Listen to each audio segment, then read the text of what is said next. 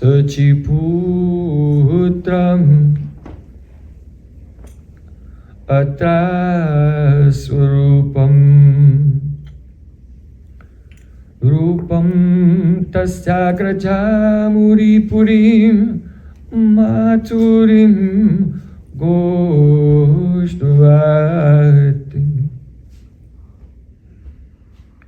Radha Kundam Girivaram Aho Radhika Madhavasam Prapto Yasya Pratita Kripaya Sri Guru Tam Natosmi Gurave Gaura Chandraya Radhikaya Tadale Krishnaya Krishna Bhaktaya Tad Bhaktaya Namo Namah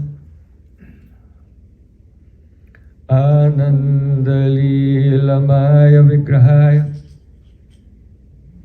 Hemabhadyabhyacchavi Sundaraya Tasmai Mahapremarasapradaya Chaitanya Chandraya Namo Namaste Chaitanya Chandraya Namo Namaste Chaitanya Chandraya Namo Namaste Bhaktya Vihina Aparada Lakshay Chiptasya Kamari Torang Kamadi Kripa Maitam Sharnam Prapana Vrinde Namaste Sharanarvindam Vrinde Namaste Sharanarvindam Govinda Damodara Madhaveti Govinda Damodara Madhaveti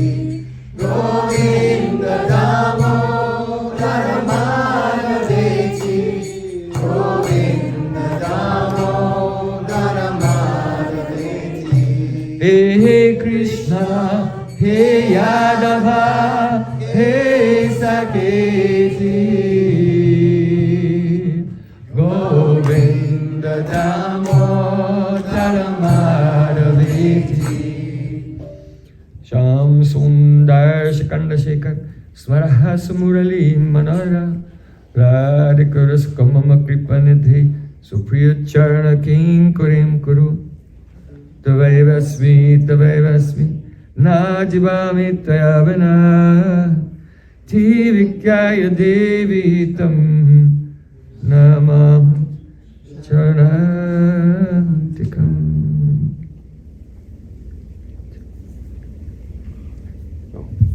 Can you keep Tulsi here? Tulsi should be on the right side of the speaker. Not behind. Thank you. Tulsi should always be on the right side of the speaker of Bhagavatam. She is like the judge in the assembly. If the Harikatara is very beautiful, then she'll start emitting a divine fragrance that only pure devotees can smell. But then they can understand, oh, Radha Krishna pleased and Vrinda Devi is pleased. So first of all, I offer my Sastang Dandavat Puspanjali, my heart like flowers, thousands and thousands of times, at the lotus feet of my holy master, my supremely worshipable spiritual Gurudev, Asmadiya Paramaradhatama Guru Pada Padma, Nitilila Pravishta Om Vishnu Pada, Ashtotarasata Sri Rupanugacharya Sila Bhakti Vedanta Narayan Goswami Maharaj.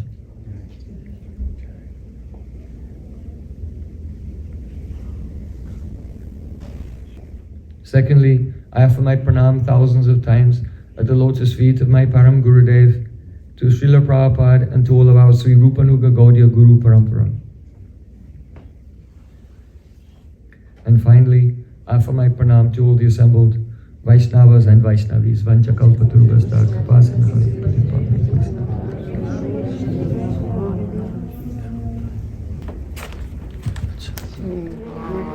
Jai.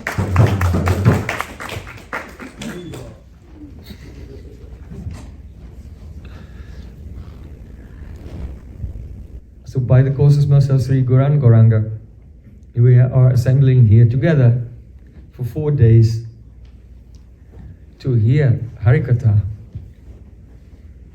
So, in keeping with the tradition and the desire of my Gurudev, whenever he made a festival, he would begin by speaking on the subject of Guru-tattva. There are many tattvas that we must understand in our spiritual life. Jiva-tattva, what is the principle of the soul? Maya-tattva, what is the illusory energy of the Lord? Bhagavat-tattva, who is God? Krishna-tattva, who is the supreme form from whom all the other avatars have come? Bhakti-tattva, what is the process by which we can attain our goal of life? Prema-tattva, Leela-tattva, Rasa-tattva. So there are many tattvas that must be understood. However, the first tattva is Guru-tattva. If we can realize Guru-tattva, the principle of Sri Guru, then all the other tattvas, they become easily available to us. But if we don't realize Guru-tattva, then none of the other tattvas will ever be available to us, actually. And so Guru-tattva is essential and foundational for our entire spiritual life. In the Shvetashvata Upanishad, there's a verse, and it's quoted by Srila Baladev Vibhushan in his commentary on Vedanta Sutra. In the third Adhyaya, the third chapter of Vedanta Sutra, Guru-tattva has been described. So Baladev Vibhushan Prabhu, he quotes from the Shvetashvata Upanishad, Yasya deve para bhakti, yatha deve tata garo, tasyaiti katita hyata prakashanti mahatmana. Yasya deve para bhakti, one who has parabhakti, unconditional devotion towards the Supreme Lord, yatha deve tata garo, and not less, just as one is devoted to the Supreme Lord, if that person has devotion to his Gurudev also, then when these two conditions are met, then tasyaiti katita hyata prakashante mahatmana.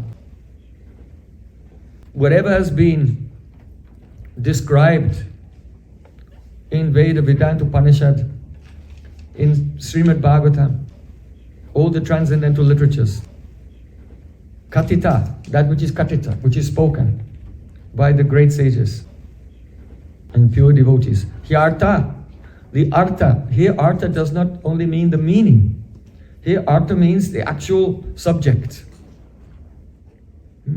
Prakashante. Prakashante means it is the prakash illuminated within the heart of that person who has unconditional devotion to Krishna and same unconditional devotion to his Gurudev. In other words, one should not think that transcendental knowledge is just an extension of the knowledge that we already have. One should not think that further down along the spectrum of what we already understand, there we will find the truth. But rather, the transcendental knowledge is of a completely different order, which is completely inaccessible by any of our 10 traditional classical methods of investigation. Nikila Praman Parischeda Agochara. It is beyond all of our methods of investigation. But if his heart is fully surrendered and dedicated to Guru and Sri Krishna both, then when they hear Harikatha. Then as they were hearing, there and then the actual subject matter is directly realized, illuminated within the heart. There is a darshan of Krishna. So when one receives the darshan of Krishna, now that is a sambandha gyan. Then one will take up the actual process, how to attain him and enter into his service in his pastimes. That is the abhidaya. And then when one attains Prem, one will actually enter into the pastimes and serve him directly. So in all stages, in the stage of sambandha, there is darshan. Only the darshanmay sambandha gyan will lead to the darshanmay abhidaya. And only the darshanmay abhidaya leads to the darshanmay prayojan. Don't think that in the stage of sambandha gyan, that by memorizing a list of philosophical concepts, now I have sambandha gyan. But being in darkness, and now I'll do abhidaya. There's no real abhidaya of pure bhakti without darshan first. Darshanmay Prabhupada Bhaktisiddhanta Thakur has explained, the darshanmay sambandha gives rise to the darshanmay abhidaya and then the prayojan. So yasya devi prabhakti yatha devi tathagaro. In the Chandogya Upanishad, there it is said, Acharyavan Purusho Veda, a person who is under the guidance of the Acharya, the saint who teaches bhakti by his own achar, by his own example, that person can know the truth.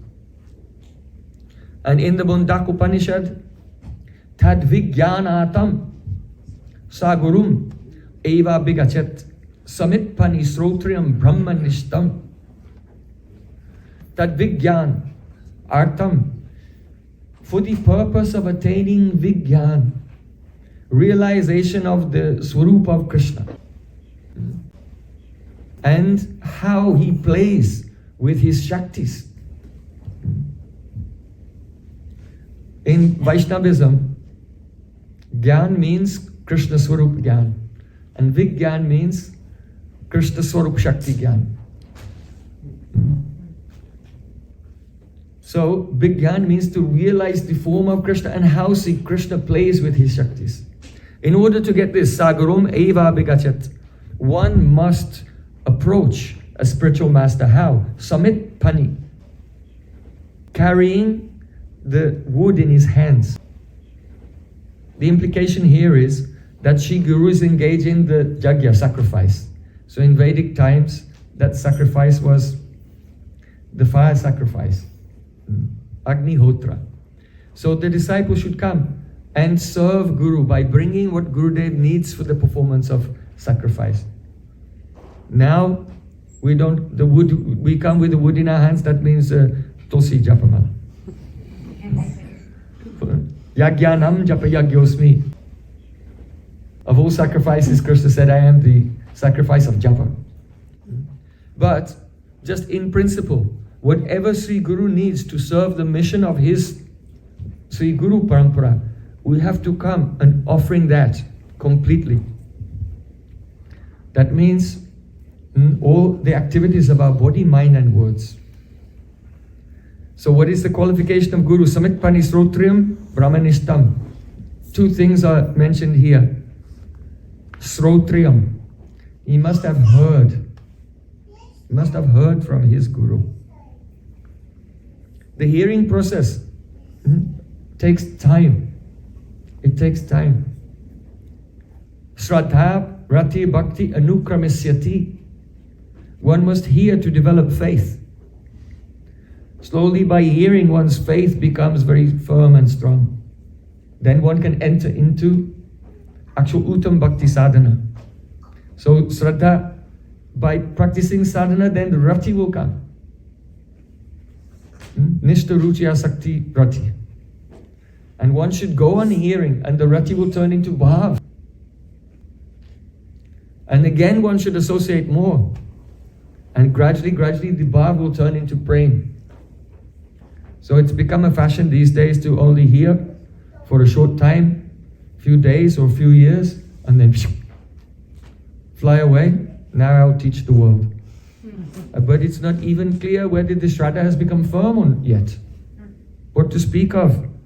The sadhan becoming mature, the bhav becoming mature, and then prem coming. So this is not the conclusion of Shastra. Krishna Bhakti Janma Mool, Hoy Sadhu Sangha, Prema Bhakti Janma Tena Puna Mukha Anya. The root cause of the appearance of bhakti is the sadhu sangha, associating with pure devotees. And that is necessary through all the stages of bhakti. And even when one attains prem, then it's still the most prominent anga of bhakti. What is Prem Prayojan saying? This is very extreme. No, these are Chaitanya Mahaprabhu's teachings to Sanatana Goswami. Prema Bhakti Janma Tenu Puna Mukhya Anga. Even when you get prem, still you need sadhu sangha. So, Strotriam, Sri Guru must have heard. And by the result of this hearing, and hearing we should understand means the Shrutekshita part, the path of seeing through the ears.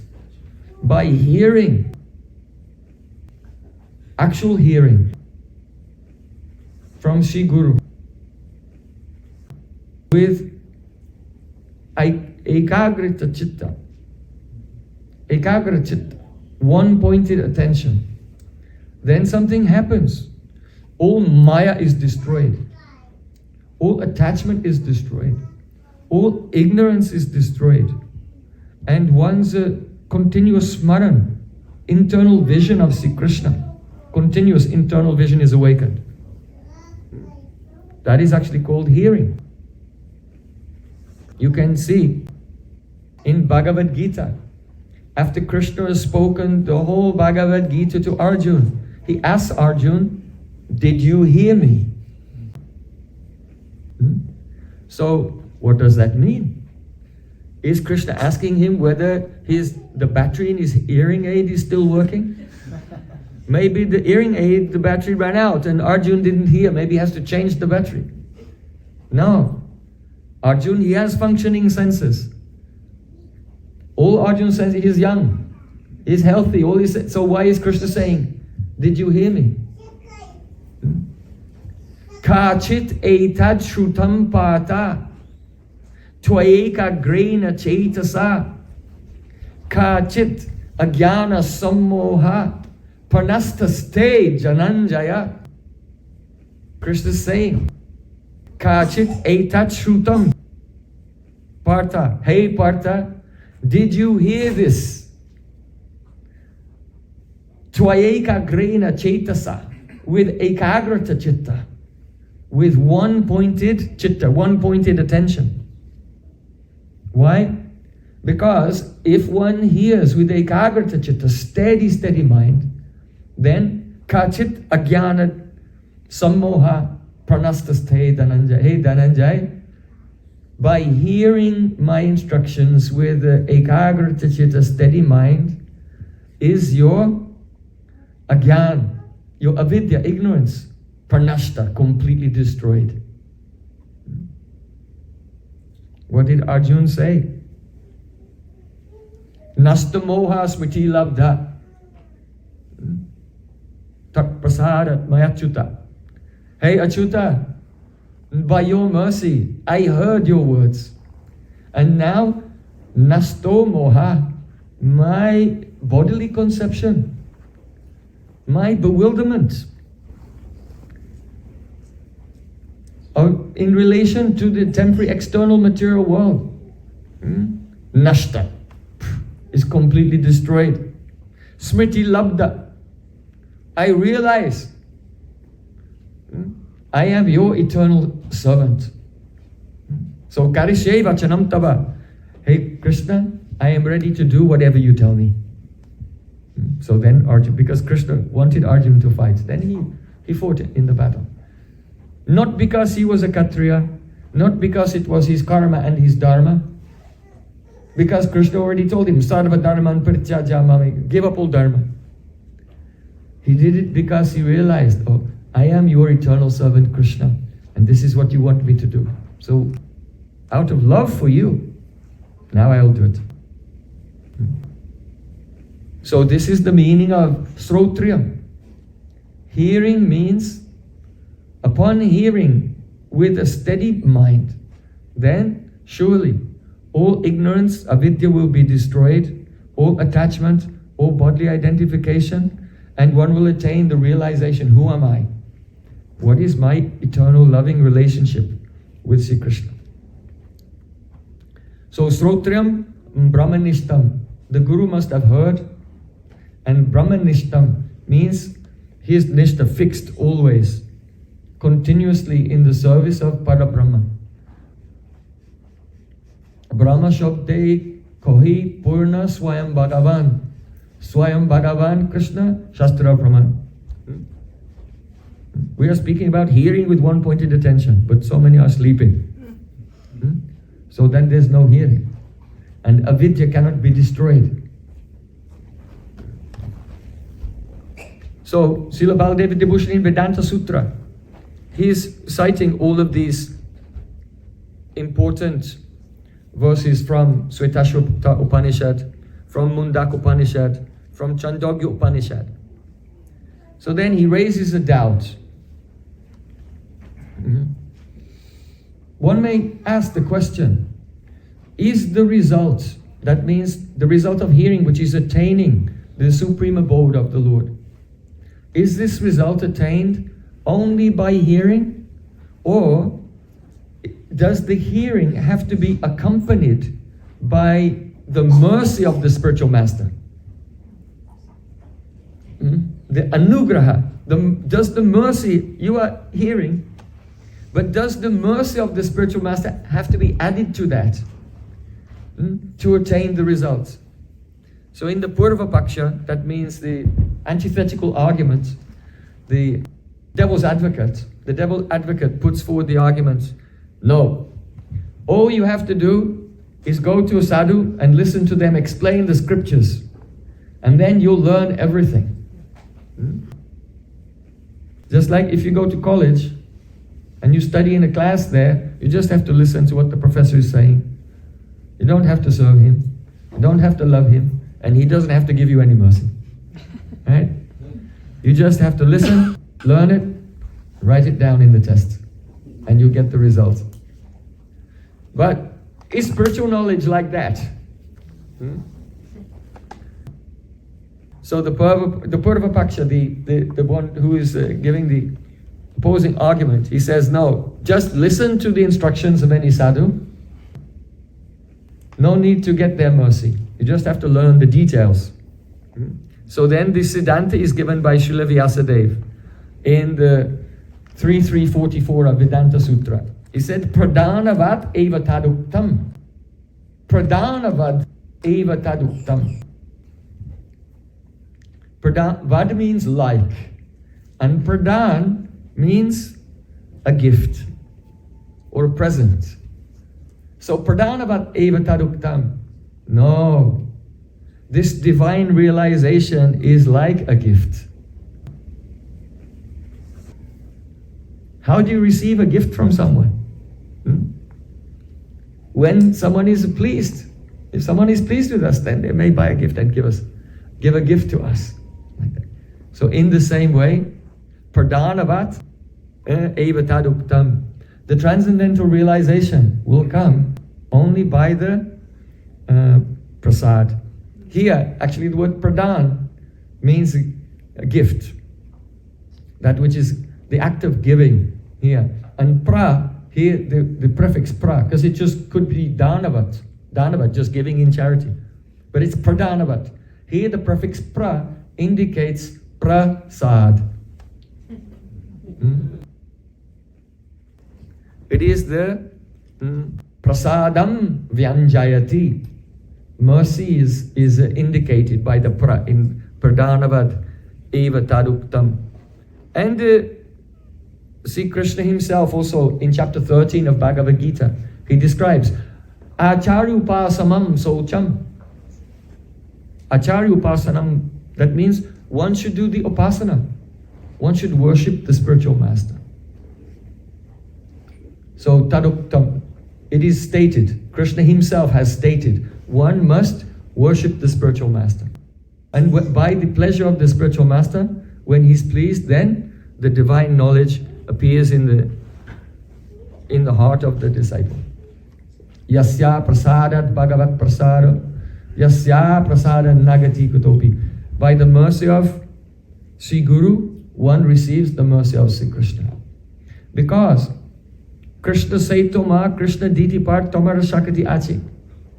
Sri Krishna belongs to the pure devotee. Pranaya Rasayana Ditangri Padma Sa Bhavati Bhagavata Pradana Uktaha. Though Sri Krishna is so powerful, only the abhas, the semblance of the sound of his name, can destroy all the karmas of a living entity. But still, he has been bound up with the rope of love in the heart of a pure devotee. So Krishna is the property of a pure devotee. It does not belong to anyone else. So,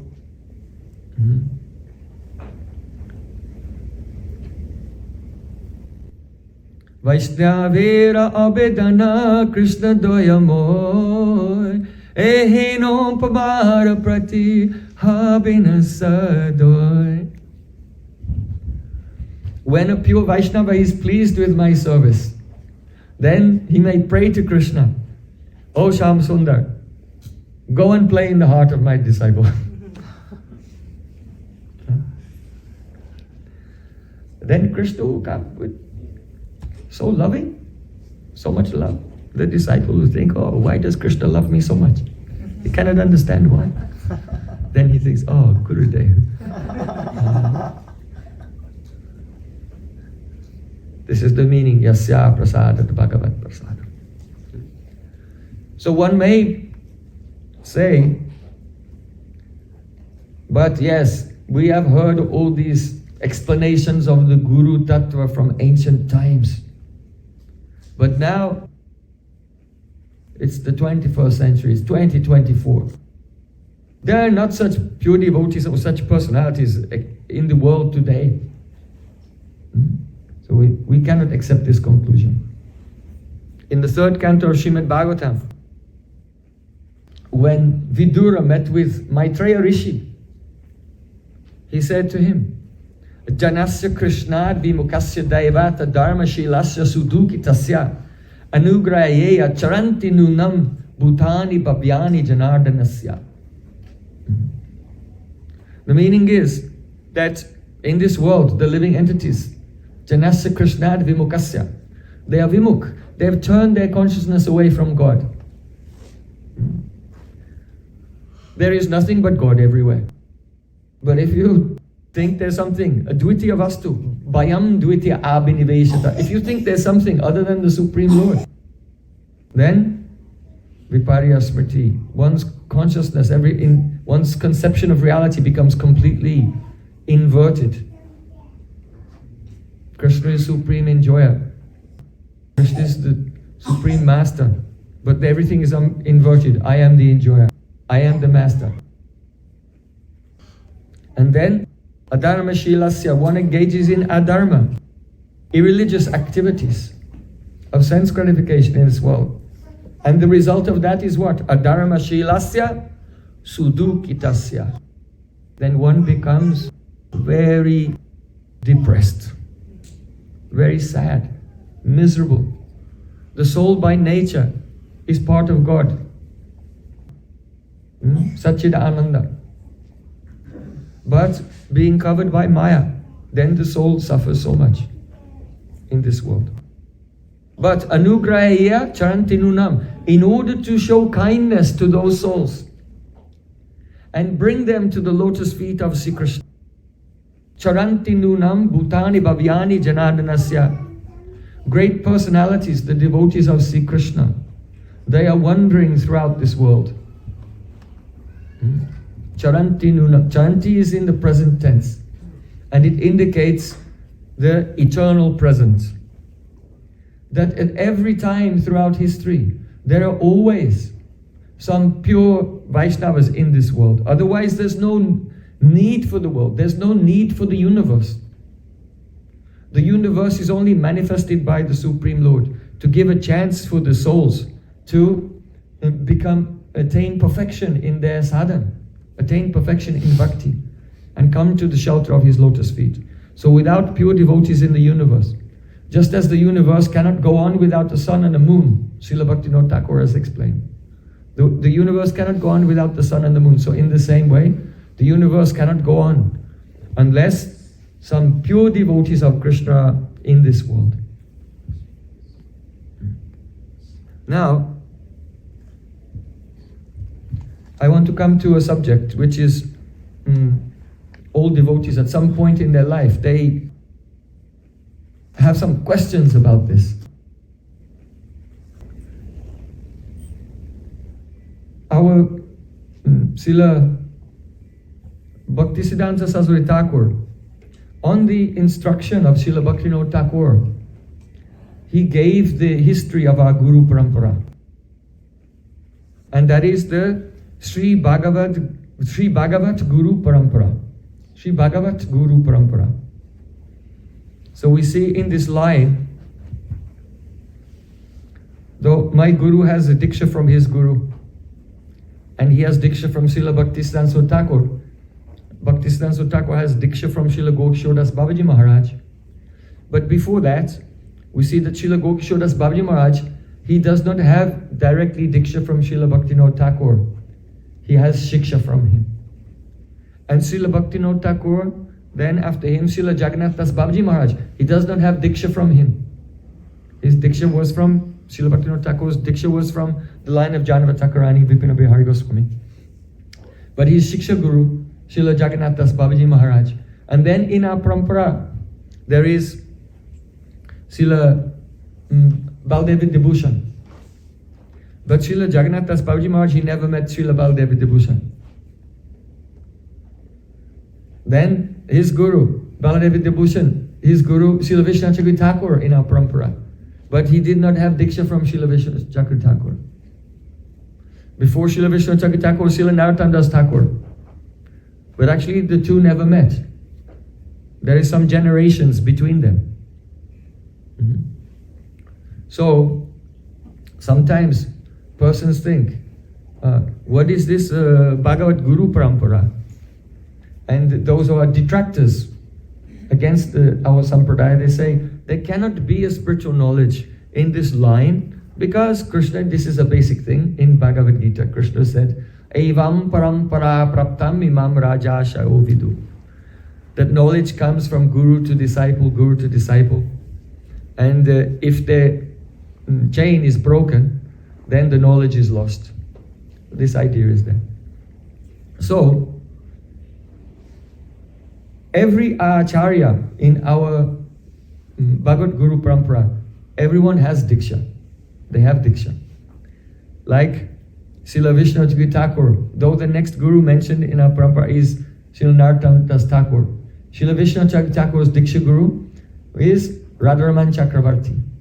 And Radharaman Chakravarti is a disciple of, and son also of Krishna Charan Chakravarti.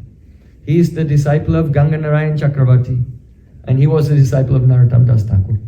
So, all the diksha lines are there, but Srila Bhaktisiddhanta Thakur has just picked up pointed out the most influential acharyas who have made a very important historical and literary contribution to our sampradaya. And so though there is a direct diksha line there between Srila Vishnu Chakri Thakur and the Srila Narottam Das Thakur, the next one coming down is Srila Baladev Vidyabhushan. And so this is not a diksha line. Srila Baladev Vidyabhushan, Prabhu's guru, was Radha Damodar Goswami, coming in the line of Shyamananda Pandit and Rasikananda in Orissa. But his main connection is with Srila Vishnu Chakri Thakur through receiving shiksha from him in the Bhagavat Guru Parampara. So, here is the question. Some persons present the idea that Prabhupada Srila Bhaktisiddhanta Thakur has invented this nomenclature. He's invented this terminology, Bhagavat Guru Parampara. because it is not described in Shastra. A parampara must be a Diksha parampara, otherwise there's no parampara. So sometimes it happens that in a tradition, when there is no great powerful acharya, persons follow something that they have learned from someone else, but without understanding the whole historical context.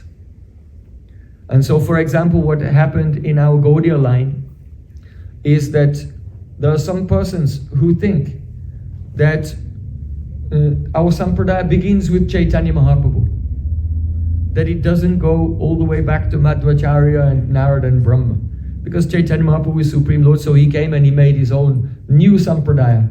It's not one, we're not connected with any of the four bona fide Vaishnava Sampradayas.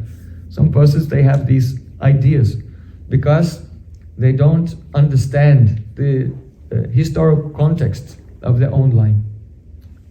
So similarly, in regard to the Sri Bhagavat Guru Parampara, we have to see the historical context. Srila Bhaktisiddhanta Thakur explained that the historians from the Vedic literatures have collected 12 categories of Harijan. Harijan means the people of Hari, godly people. There are 12 categories of godly people. So these categories are mentioned in the Vedas. They are the Sattvatas, the Vaikanasas, the Karmahinas, the Bhaktas, the Pancharatrikas, the Bhagavatas. And so these are different historical categories of traditions mentioned in the scripture, through which transcendental knowledge descended. But in this present time in history, most of these lines and traditions are defunct now, but two are left. That is the categories of Archan Marg, the path of service to the deity, Archan Marg, and Bhav Marg. So we can call this the Vidhi Marg and Raga Marg. So the scriptures which describe the Archan Marg or the Vidhi Marg, the path of worship and the path of rules and regulations, those scriptures, that is called the Narad Pancharatra. Narad Pancharatra. So that is the Pancharatric tradition. And then the Shastra which describes Bhav Marg, the path of ecstatic love, that is the path of Raganuga Bhakti, that is presented in the Bhagavatam. So it's called Bhagavat Marg, the Srimad Bhagavatam. So Sri Ramanujacharya and Vishnu Swami are presenting the Pancharatric Marg mainly. And Madhvacharya and Nimbaditya, they presented the Bhagavat Marg or the Bhav Marg mainly. So from this we can understand that if there are two types of guru, a guru in the Pancharatric Marg and a guru in the Bhagavat Marg, then if there are two types of guru, then there can be two types of succession of guru. So the Pancharatric Guru Parampara and the Bhagavat Guru Parampara. Two types of parampara come from two types of guru. Now, Diksha, as it's understood by general people today, is actually, the full name of that Diksha is Pancharatric Diksha. Pancharatriki Diksha. And so those persons who say, the line must be a Diksha line, what they're essentially, or unknowingly, unwittingly, inadvertently saying is that a parampara must be a Pancharatriki Diksha parampara, that bhakti only descends in a Vaidhi tradition, right? In a tradition based on rules and regulations. So this is obviously incorrect. So now I just want to come, someone may say this is a very clever wrangling argument. Where is the Praman in Shastra? Especially, what about our 6 Goswamis? Where have our 6 Goswamis mentioned this? So this is a very important point, that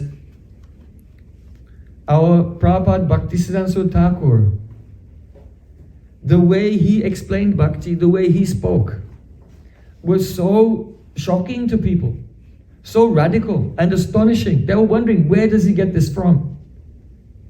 And the reason is that most people had forgotten. And then after some generations, they never knew the Sandarbhas of Srila Jiva Goswami. On the order of Rupa Goswami, Srila Jiva Goswami compiled the Sandarbhas to protect the tradition. Because Rupa Goswami had presented everything on the basis of Shraddha, on the basis of faith, for Surid, for those persons who were soft-hearted and naturally inclined towards bhakti. But to prevent the tradition from being deviated from outside influence, or deviated from inside also, Srila Jiva Goswami, on the order of Rupa Goswami, built a very strong wall of a fortress around all the beautiful presentation of Rupa Goswami in the form of the Sandarbhas. An impenetrable fortress that no deviation could come in and no one from inside could get out. But over time, due to neglect of this profound presentation, then some misconceptions came about. And so what Srila Bhaktisiddhanta Thakur really did was present the sweetness and the beauty of the teachings of Srila Rupa Goswami on the platform of the powerful Siddhanta of Jiva Goswami that had been largely neglected. If you want to build a Rasa Mahal, a tall palace of Rasa, then you'll have to make a very strong foundation first. Because if you don't make a deep foundation, if you try to construct a high building, it will crumble and fall down. So this year we celebrated the 150th anniversary of the appearance of Prabhupada Srila Bhaktisiddhanta Thakur. It was his birthday just now. We celebrated in Navadvip, but the celebrations began in April with acharyas of 5 different Gaudiya Mats all came together, and there was a big festival in Mexico. And at that festival, to begin the celebration of the 150th anniversary, we published Gaudiya Darshan. Did anyone, you have? Did you read it?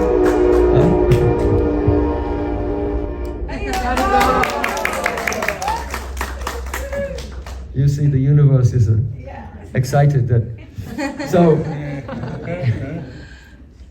blowing the conch shells. So, but then when it came round to his birthday, I was thinking, I already offered this to him for the celebration. Then I'll have nothing to give to him on his birthday, when the actual birthday comes, which was just now.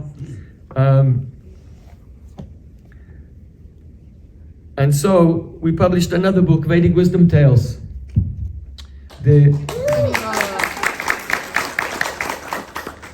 Which is filled with 34 very short but beautiful and profound stories from the Vedas, from the Upanishads, from Mahabharata, from Srimad Bhagavatam, with Srila Bhaktisiddhanta Thakur's explanations.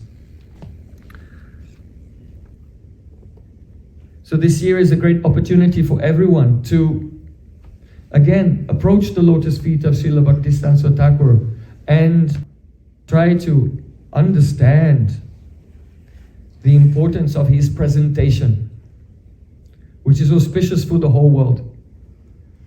It's very, very difficult to understand the contribution of our 6 Goswamis without going through the teachings of Srila Bhaktisiddhanta Thakur, without seeing them through his lens. If we see through our own lens, everything will be misunderstood. We must see through the lens of our Sri Guru Parampara. So, in the beginning of Tattva Sandarbha, Srila Jiva Goswami Pad says, Atha natva mantra gurun Bhagavat artadan. Now, first of all, I bow down to my mantra guru. That means Pancharatriki Diksha Guru. Then he said, Gurun Bhagavat Atadan. And I bowed down to my Bhagavat Guru. So right from the beginning of the Sandarbhas, Srila Jiva Goswami Pad describes two types of Guru. The Guru who gives us mantra and engages us in archan, and the Bhagavat Guru who shares with us the sweet rasa of Srimad Bhagavatam and the pastimes of Radha and Krishna there. So, from the very beginning of the Sandarbhas, that is explained. Now later in Anuchad 283, Srila Jiva Goswami says that Yadyapi Bhagavatamate Pancharatrad Ivad Archana Marg Asyavasya Katvam Nasti Tadvinapi Sharnapati Adinam Ekatarenapi Purushata Siddher Abhihitatvat. The meaning is that Sri Bhagavatamate, in the opinion of Srimad Bhagavatam, it's not necessary to follow the Archan Marg. Does Shukadev Goswami have a Brahmin thread? No. Did he have a fire yagya? No. Does he worship a deity? No, he's just wandering here and there in a trance. He has no clothes even. He's in the Bhagavat Marg. We don't find that he followed any... Yam pravra jantam anupaitam apaita kritya. Apaita kritya means if you are born, then your father and family members, and then later your group, they have to do so many ceremonies for you. Sanskars. But Shukadev Goswami has no sanskars at all. He does not follow any worldly traditions. But he did hear the Bhagavatam from Srila Vyasadeva. Yeah. So, now the reason is that the Pancharatrik Marg of Archan is avasyakatvam nasti. There's no necessity for it. Why? Because tadvinapi, even without it, sharnapati adinam, if a person will follow even one anger of bhakti, like sharnapati, surrender, hearing, chanting, remembering, offering prayers, one anger of bhakti, if you have nishta in it, it can give all perfection. Eka anga sade, keho sadi bahu anga, nishta hoila upajoy, prema rataranga. Chaitanya Mahaprabhu taught.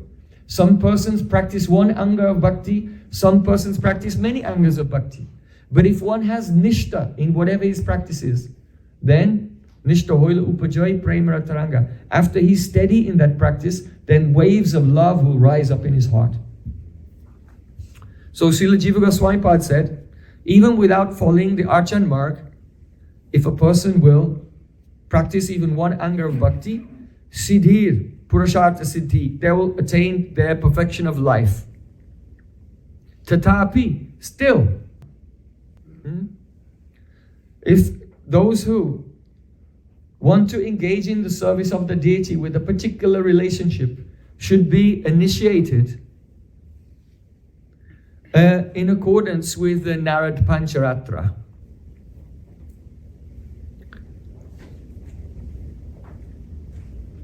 So, here, Srila Jiva Goswami Pad said that the angas of bhakti, just hearing or chanting or remembering, they can give perfection very quickly. But they will not give perfection very quickly to a person who has two faults. One fault is called the Kadaryashil. That is the impious tendencies.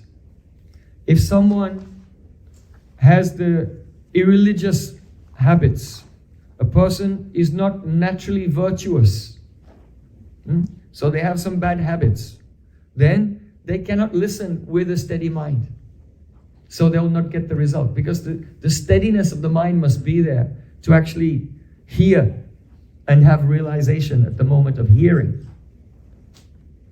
So those who have any unvirtuous habits and vikshipta chitta. The second dosh is vikshipta chitta, distracted, unsteady mind. So those two, they will not get realization from the practice of just hearing, chanting, and remembering. So for them, in order to overcome their unvirtuous habits, in order to overcome the unsteadiness of mind, then they should follow Vidhimarg. They should follow the path of the Pancharatra and receive Pancharatrik Diksha. So, what is that Pancharatrik Diksha? Divyam Jnanam Yato Datyat Kurya Papasa Sanksaya Tasmat Diksheti Sa Prokta Deshikais Tattvako Vidai. The meaning is that Diksha, those who are Tattva Kovid, expert in all the Tattvas, they say that Diksha is the process by which Kuryat Papasa Sanksham, once the sins that we have, which cause us to engage in worldly karmas,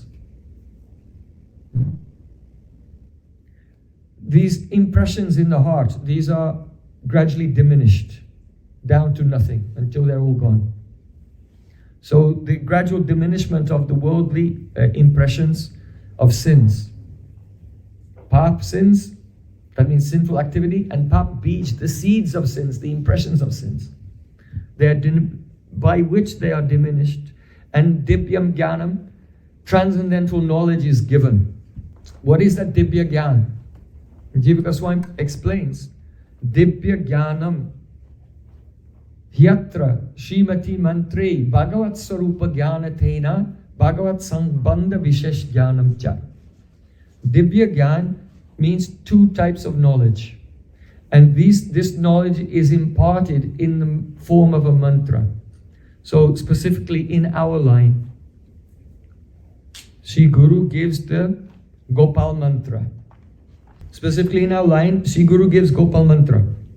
And if the devotee will very carefully remember the Gopal mantra, Dayam Stuvam Tasya Yasyas Tri Sandhyam, in 3 sandhyas, 3 times he remembers Guru mantra, Gaur mantra, and Gopal mantra. Then gradually some Bhagavat Swarup Gyan will manifest. That is, what is the form of my Ishtadev? With whom am I related? Is it Balagopal? Is it Subal Saka? The Madhumangal Saka, the friend of Subal and Madhumangal? Or is it Gopijana Vallabh, Gopinath, Radha Kanta, the beloved of Radhika? Who is my Ishtadev? By the influence of the Gopal mantra, one will have darshan of the Ishtadev, and the second type of knowledge is called Bhagavat Sambandha Vishesh Jnanam Cha. Not Sambandha Gyan, general, Sadharana Sambandha Gyan, but Vishesh Sambandha Gyan. Vishesh means special or particular. What is my particular relationship with my Ishtadev, the object of my love? These two types of knowledge, they're Divya Gyan, and they manifest in the heart by the influence of the Gopal mantra, the Diksha mantra. And when that is realized, then one's process of Diksha is complete. And in one's spiritual form, one begins to serve your Ishtadev. So, now, these two paths, someone may say, do we have to make a choice between the Bhagavat Marg and the Pancharatrik Marg? Do we have to make a choice? No, it depends on the choices already made by our own level of eligibility. If we have unvirtuous habits and behavior, and we have vikshipta chitta, then there's no question of raganuga bhakti. Because raga is based on greed. And that greed develops in proportion to how much we realize the beauty of Krishna. Yatha yatatma parimrijase so mat guna kata shabanavidane tata tata pasati vastu sukshmam Chakshurya Taivanjana Samprayuktam. In Raghavatma Chandrika, Srila Vishwacharya Thakur quotes this verse that was spoken by Krishna to Uddhav. He said, just as a person whose eyes are dim and they cannot see small things, then they apply an ointment to their eyes and slowly, slowly, their vision becomes clear. So in the same way, as the devotee goes on hearing, chanting, remembering, his vision becomes clearer and clearer, and he sees he gets the sakshatkar, the direct darshan of his ishta, what is desired. And then, I want to serve. He realizes Krishna and his associates, and seeing the associates serving, he becomes mad. I want to serve like them. What beautiful love they have. And so his greed is growing day by day. But if a person has darkness in his heart and no realization, it's not possible. He cannot actually do the sadhana of Raganuga Bhakti. But if his guru is practicing Raganuga Bhakti, then he enters into the Vaidimarg, which is aimed at, that will gradually turn into Ragamarg. So, you can see in the second verse of Srimad Bhagavatam, it is said, Srimad Bhagavate Mahamune Krite Kimba Para Ishvara Sajori Dyavrute Aptakatibi Susrusabis Tatsanat. Oh, this Srimad Bhagavatam, Mahamuni Krite, it was given by the Mahamuni. Who is the Mahamuni? Vyasadeva. Actually, the deep meaning here, the Mahamuni Muni means one who does manan, who is contemplating, reflecting, thinking about something. So that person who is always reflecting on the Swarup of Mahabhav, Radharani, is Mahamuni. So here Mahamuni means Krishna. Krishna is always thinking of Radhika. So it was Krishna who actually manifested. This is Srimad Bhagavatam. We'll come to that. We'll come. Krishna entered into Vyasadeva, and then through Vyasadeva he's manifested it. So the Mahamuni is Krishna. He's a great Muni because he's always remembering Radhika. Kimvapara Ishvara. What is the need of any other scripture? Sadyo ridyavat rudayat kritibi susrusabis tachanat. As soon as one desires to hear this Srimad Bhagavatam, then Krishna, he comes and he enters into the heart. And he becomes trapped there. He cannot leave. Tachanat. Tachanat means in that very moment.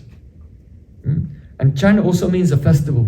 Because hearing Srimad Bhagavatam is so ecstatic, it's like a festival for Krishna. When you sit down to hear Srimad Bhagavatam, then Krishna comes running and takes his seat in the heart. He also wants to hear Srimad Bhagavatam. So Tachanat. But here it is said, there's some condition. Kritibi susrusubis tachanat. Kritibi means by the accomplished persons. In other words, Krishna will not just come immediately and sit in the heart of anyone if they come to a Bhagavatam class. He'll come and sit in the heart of the kriti, accomplished persons. So those accomplished persons, that means Labdhanugara Acharya Tena Sandashitagamaha Mahapurushan Abhyachen Motyabi Mata Atmana. Krishna has explained in 11th canto of Srimad Bhagavatam, Labdhanuga Acharyat, one who has received anugrah, mercy from the Acharya, Tena Sandashitagama, and see, the Guru has taught him the Agama, the Pancharatra, the methods of Archan and so on. Mahapurusha Abhyachat, he should, under the guidance of his Guru, engage in Archan to the deity in accordance to the Abhiman, in accordance with his Sambandha Gyan, what type of relationship he has with the deity. So that person who has received the mercy of Guru and has become purified somewhat by serving the deity, his habits are favorable, and his mind is not distracted, he can hear with one pointed attention. Then when that person hears Srimad Bhagavatam from the Bhagavat Guru, then at once Krishna comes in his heart and he cannot leave. That he cannot leave means he attains Prem. Krishna may come for a second and disappear, like he did with Narad in the previous in his previous career. But when Prem is there, he can never leave. He can never leave that person. So here that Krishna becomes trapped in the heart means by hearing Srimad Bhagavatam, one attains Krishna Prem. So here we see, even in Srimad Bhagavatam from the beginning, the synergy between the two schools, the Pancharatric school and the Bhagavat school, is given. If someone is very well behaved and has complete concentration, he doesn't have to go in the Archan Marg. If he'll just, like Shukadev Goswami, he'll just hear Srimad Bhagavatam and he'll be drowning in Prem. No need to go through the Archan Marg. But if someone, and that is, we can say, in Kali Yuga, everyone, in this Kali Yuga, then it's necessary for them. They should receive Diksha from the Guru and be trained in the Pancharatric Marg. And then gradually, as they become more purified, then when they hear Srimad Bhagavatam, of course we can hear Srimad Bhagavatam from the beginning. Srimad Bhagavatam is very powerful. So even someone who is not pure can hear Srimad Bhagavatam, but the result will not be Tatchanat there and then. It will take a little bit of time. A little bit of time. So in this way, the two margas, the two paths, they are synergistic. They work together, by which the living entities can come out from the material world, become somewhat purified, and then enter into the path of spontaneous loving devotion to the Lord. So I've given evidence from the Bhakti Sandarbha, from Tattva Sandarbha first, that there are two types of Guru. Then we have given evidence from Bhakti Sandarbha that actually the Bhagavat Marg can work independently of the Archan Marg. But it depends on the level of qualification of the individual who's approaching the path. That's it. So now we'll give some more evidence. Srila Jiva Goswami explains that simply by surrendering to the Supreme Lord, by Sharanagati, a person can be liberated from this world. But if you are Vaishishya Lipsu, that means a person who desires a very specific, special relationship with the Lord, then Tato Bhagavat Shastropodestrinam Bhagavan Mantropodestrinam Va Guru Charananam Nityam Eva Visheshata Sevam Kuryat. If you want to be situated in a particular loving relationship with the Supreme Lord, then you should Nityam. You should always. That means this is not just something for 1 or 2 days, but you should continuously serve the lotus feet of Sri Guru Charananam Nityam Eva Visheshata Sevam. Render intense service to the lotus feet of Guru. But now, two types of Guru are mentioned here. Bhagavat Shastra Upadestrinam, Bhagavan Mantra Upadestrinam Va.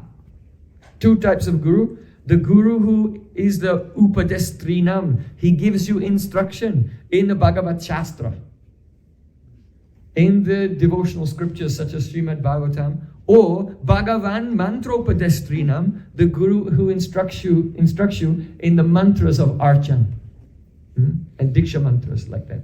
So again, Jiva Goswami is bringing out the two types of tradition or two approaches to bhakti.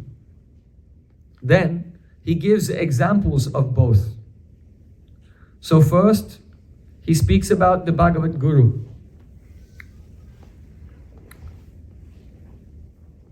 In Srimad Bhagavatam, 7th canto, there it says, Etat sarvam guru bhaktya purusho hyanjasha jayet.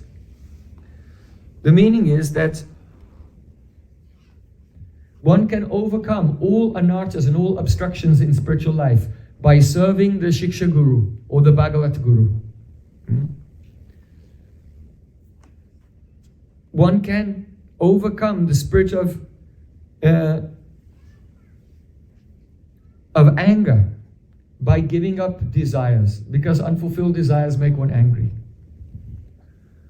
One can give up the greed to accumulate money by understanding all the defects, how it takes so much time, how it's so difficult, and then when you get it, then you become a target for someone who also wants to get it from you, and so on.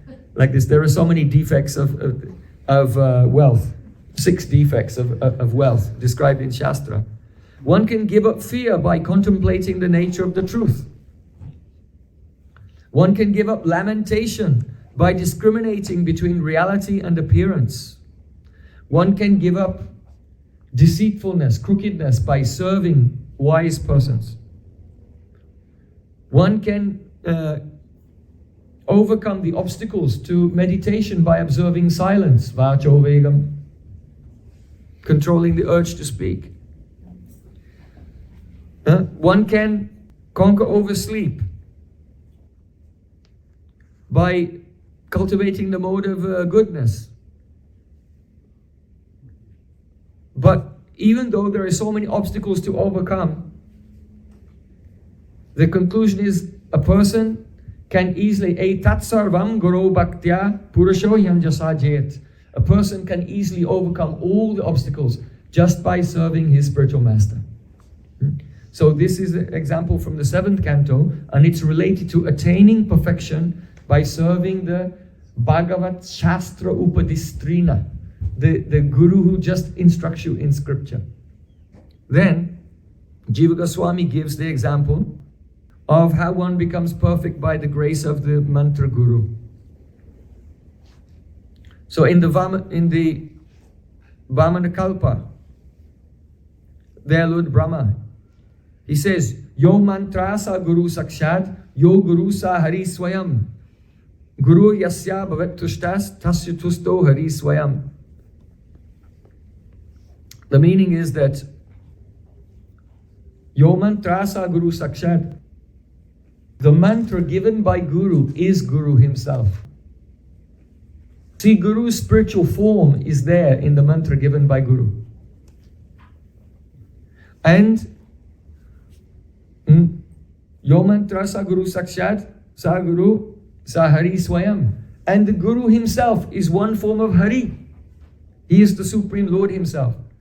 Therefore, the Supreme Lord becomes personally pleased by that person who has satisfied his spiritual master. So in this way, Jiva Goswami is giving 2 examples. One example of how one overcomes all obstacles and attains perfection by serving the Bhagavat Shastra Upadeshak, the one who instructs us in the scripture, or by serving the mantra guru. And so, because there are 2 types of guru, from the tradition of each of these 2 types of guru come 2 types of Guru Parampara, the Pancharatriki Diksha Guru Parampara and the Bhagavat Guru Parampara. In regard to the Guru who teaches Shastra, instructs us on Shastra, there's a very beautiful verse. It says, Shloka padasya vaktapi ya pujasa sadaivahi kim buna punar Bhagavat Vishnu Swarupam Vitanotiya. One should always serve and one should always worship that person who explains to you. Shloka padasya vaktapi, a shloka. One shloka, no, shloka pad. Here pad means, in a verse there are 4 lines. If any pure devotee explains to you 1 line of 1 shloka, then Shastra said, then you should serve and worship that person, always. 1 line of 1 shloka. So Kim Puna Bhagavat Vishnu. Then what more can we say about that Guru who blesses us with realization of the form of the Supreme Lord? Like this. Kim Puna, that is, what more can we say?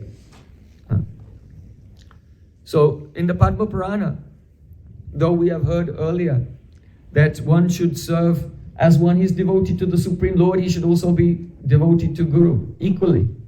But in the Padma Purana, there it is said, Bhakti yatha haro meisti tadvarista goro yadhi mamasti tena satyena sandarshayatu me hari. There, one devotee is praying, Oh my Lord, if as I am devoted to you, I have more devotion to my Guru even than to you, my Lord, then kindly, if this is true, kindly appear before me. And then the Supreme Lord appeared before that devotee. So this is called Vishesh Sevak, this special Sevak. There are two types of Guru Sevaks, Sadharan Sevak and Vishesh Sevak.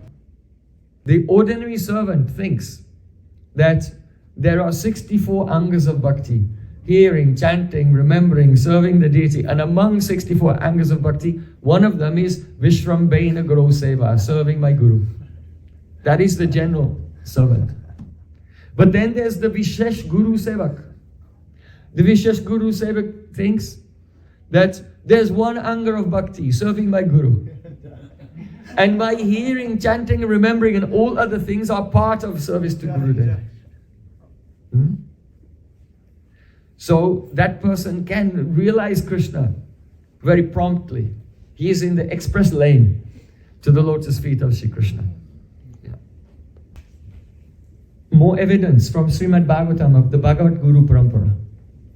This is quite astonishing, because so many persons thought Srila Bhaktisiddhanta Thakur has invented something new.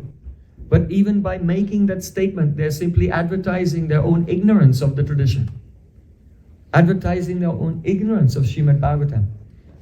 In the third verse of Srimad Bhagavatam, there it is said, Nigama kalpataro galitam palam Shukamukadamrita drabasam yutam Pibata Bhagavatam Rasamalayam Mohuraho Rasika Bhuvi Bhavukaha.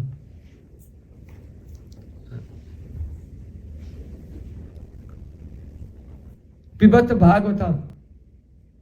O Bhavuk, O Rasiks, you devotees who are full of ecstatic emotion and who are expert in relishing Bhakti Rasa, Pibata Bhagavatam, drink this nectarian, immortal mellow of Srimad Bhagavatam. Nigama kalpatro galitam palam. It is the juice coming from the ripened fruit of the desire tree of the Vedic literatures. And it has become even more tasty because a mango which has been pecked by a parrot, the skin of the mango has been broken by the beak of a parrot, it becomes more soft and delicious.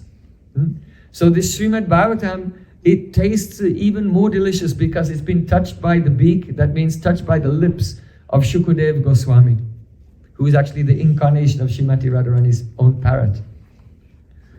So in the commentary to this verse, Srila Jiva Goswami, Srila Vishnu Thakur is discussing why is it said here that the rasa of Srimad Bhagavatam is a liquid, it is a juice, and is galitam, and it is dripping down. Why? Because our process, it is not the aroha panta, it is not the ascending process. We cannot climb up to this divine knowledge. It has to descend to us. And it comes in the form of the Harikatha. And when a great Vaishnava like Shukadev Goswami, heart is in Golok Vrindavan, and his heart is melting, and seeing the beauty of the pastimes of Sri Krishna, those pastimes, they become mukarita, tasmin mahan mukarita. They transformed into transcendental sound, Shabda Brahma. And they come from the lips of Shukadev Goswami. And then Parikshit Maharaj and other devotees, they hear it. And when it enters into their heart, then their hearts also melt. And in this way, the rasa is descending. And so this is the Bhagavat Guru Parampara, in which the very essence of all the Shastra, that is the Braja Rasa, especially Radha Dasham, service to the lotus feet of Srimati Radhika, is passed from generation to generation in the form of this liquid rasa flowing and as Harikatha. So in the commentary on the third verse, there, Sri Vishnu Thakur, he said, Atacha Tena Swaditattvat Ati Maduram Tata Sutadi Sakataha Shanai Shanai Patanada Kanditam Tena Guru Parampara Vina Swabuddhi Balan Aswadane Shri Bhagavatasya kanditatve pan anasakti suchita. The meaning is, suchita, this verse of Srimad Bhagavatam indicates swabuddhi balena, that you cannot taste this divine rasa on the power of one's own intelligence. There's no power within us which will make this rasa available, but rather shanai shanai patanad, it's falling step by step, akhanditam, in unbroken line, from guru to disciple, tena guru paramparam, in guru parampara. So here Vishnu Thakur is saying, this is the guru parampara. But what guru parampara is it? Is it Pancharatric guru parampara? No. He said Sutadi Sakata, the line from Sutta Goswami. So Sutta Goswami in Srimad Bhagavatam, Shaunaka Rishi is hearing from him, but they have no Pancharatric Diksha connection. Sutta Goswami himself heard from Shukadev Goswami, but Shukadev Goswami did not give him Diksha. Shukadev Goswami heard from Vyasadeva, but no Diksha, like this.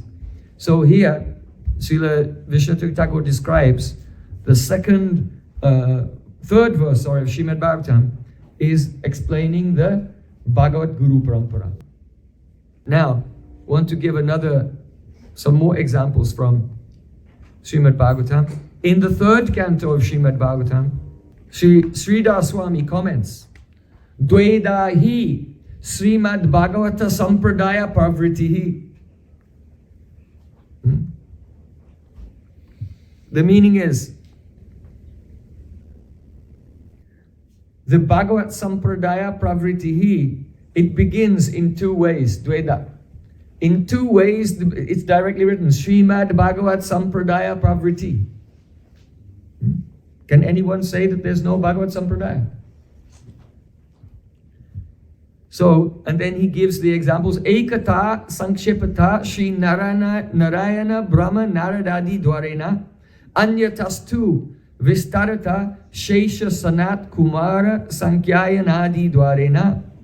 He's saying that in Srimad Bhagavatam, two Bhagavat Guru Paramparas are mentioned. One goes from Lord Narayan, we can say it's Krishna, to Brahma, to Narad, to Vyas. And the other one, it goes from Sankarshan to Sanat Kumar, from Sanat Kumar to Sankyayan Muni. Now Sankyayan Muni had two students, prominent students. One is Parasara. You know Parasara Muni? Yes. So, and then from Parasara, Maitreya. And then Maitreya Vidura. This comes in, Sridhar Swami is explaining this in the beginning of the third canto, because in the third canto we have Vidura meeting with Maitreya Rishi. So what is this? This is the Bhagavat Sampradaya, or the Bhagavat Guru Parampara, starting Sankarshan, Sanat Kumar, Sankyayan Rishi, Parashara, Maitreya, Vidura. And we can say also, starting with Sankarshana, Sanat Kumar, Sankyayan, it's the same up to there. So Sankyayan Rishi has another prominent disciple, that is Brihaspati. And who is the disciple of Brihaspati? Uddhav. So now in the third canto, we're meeting in this Bhagavat Sampradaya, three important persons. Vidura first, he meets with Uddhav. And then Uddhav said, actually Maitreya Rishi is nearby and he's senior to me. So I don't want to make the Maryada Vyatikram. I don't want to transgress etiquette. So you can go and hear from Maitreya Rishi, like that. So also Vishnu Thakur, in his commentary in Sarata Darshini, he says, Tadevam Sri Bhagavatasya Sankarshanat Sampradaya Pravritim. Now Maitreya will begin this story after having shown the Sampradaya of the Bhagavatam that began with Sankarshan. So the inner essence of this Bhagavat Sampradaya is described Shukdev Goswami said, this is a very moving. We're in the 3rd canto now. It's very moving. Vidura, as he left the palace because it seems like he was insulted by Duryodhana, and so he left the palace because he was being insulted. But really, that was just an excuse for him to become disentangled from all obligations in this world and become absorbed in service to Krishna. So Vidura is wondering, in the meantime, while he was traveling here and there was a big war and so on.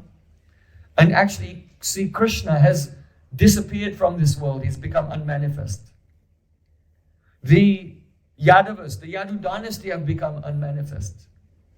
And Krishna has sent Uddhav, I want you to go to Badrik Ashram and speak Srimad Bhagavatam to the rishis there in the Himalayas. But on the way, you should go and on the bank of the Jamuna, you'll meet with Vidura and Maitreya Rishi. So you should meet with them first and then go. So exactly as Krishna described happened, and as Uddhav was on his way to Badrik Ashram, there on the bank of Jamuna, he met with Vidura. And Vidura asked him, how is Krishna? How is the Yadu dynasty? He doesn't know what's happened.